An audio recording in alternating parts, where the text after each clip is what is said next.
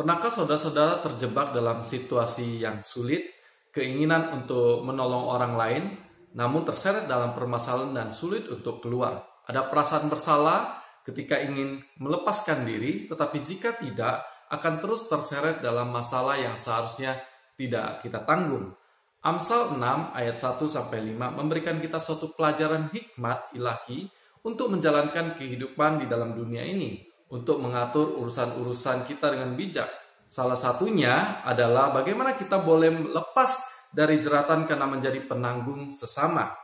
Dikatakan demikian, "Hai anakku, jikalau engkau menjadi penanggung sesamamu dan membuat persetujuan dengan orang lain, jikalau engkau terjerat dalam perkataan mulutmu, tertangkap dalam perkataan mulutmu, buatlah begini, hai anakku, dan lepaskanlah dirimu karena engkau telah jatuh ke dalam genggaman sesamamu. Pergilah, berlututlah, dan desaklah sesamamu itu, dan janganlah membiarkan matamu tidur dan kelopak matamu mengantuk. Lepaskanlah dirimu seperti kijang daripada tangkapan, seperti burung daripada tangan pemikat." Ada orang-orang yang terlilit utang karena kebutuhan, keinginan, dan lain-lain. Namun ketika itu adalah teman, sahabat, atau saudara kita, atau orang-orang yang terdekat dengan kita tentu memiliki rasa iba dan ingin membantu orang-orang yang demikian. Namun ada kalanya ketika kita menjadi penanggung sesama, itu dapat menjadi suatu jeratan jika kita tidak berhati-hati. Memberi jaminan untuk utang seseorang adalah jeratan yang dapat membuat kehidupan menjadi beban yang berat bila sahabat yang berhutang gagal membayar sesudah ia memiliki penjamin. Jika kita terlanjur terjerat, maka penulis Amsal menasihatkan kita untuk melepaskan diri dari jerat.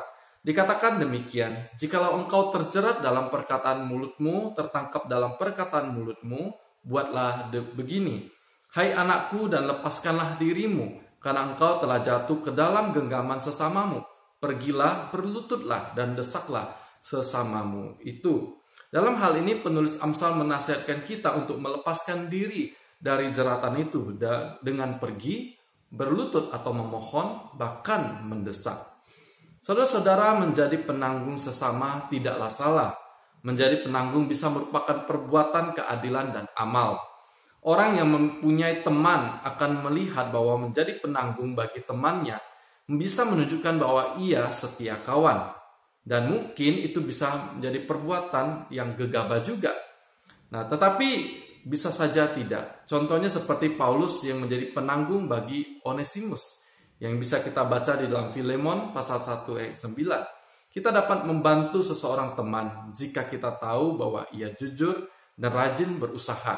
Namun jika kita mengenal bahwa teman kita memiliki masalah kepribadian, maka jangan sampai kita terjebak. Sekali lagi kita perlu berhikmat.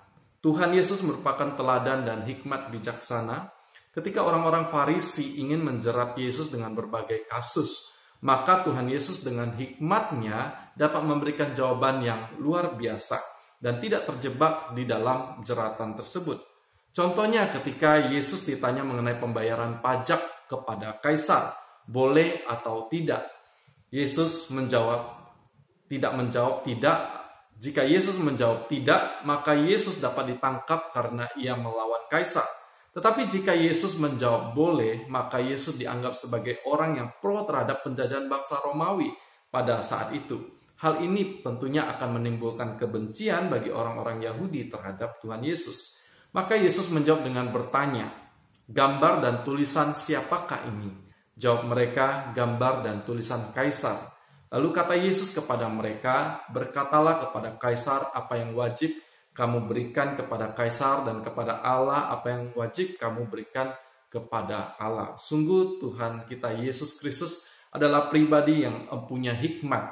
Maka setiap kita yang telah dilepaskan oleh jeratan belenggu dosa oleh kematiannya di kayu salib dan kebangkitannya, maka kita sebagai murid Kristus harus belajar terus dari Tuhan kita Yesus Kristus yang mempunyai hikmat. Kiranya Tuhan yang boleh memberkati kita dengan hikmat-Nya agar kita boleh hidup dengan penuh bijaksana. Tuhan Yesus memberkati kita semua.